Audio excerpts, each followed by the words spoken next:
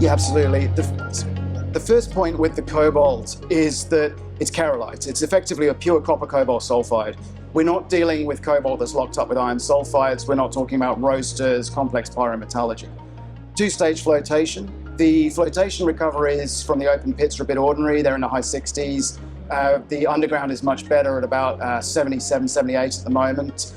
There is scope to grow on that. In terms of the downstream processing, it concentrates pretty well. We've done a lot of test work. We understand what those concentrates look like. There is no doubt some optimization work ahead. However, the downstream is currently planned to be an Albion.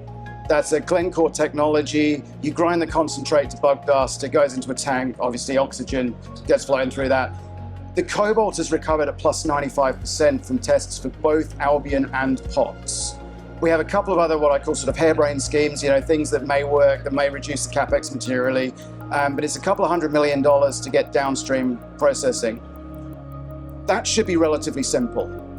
Once you get to that, you've obviously got SXEW, Merrill Crowe for the silver, and then a crystallization circuit. That should be relatively simple. No doubt there will be a challenging period going from that to a battery-grade cobalt sulfate, which battery manufacturers, OEMs, will accept. And funnily enough, the meeting I just came from was with a group that, does that work specifically. So relatively simple, challenging, no complex pyrometallurgy, no high capex stuff, but without doubt, the final step will require a lot of planning and a lot of expertise.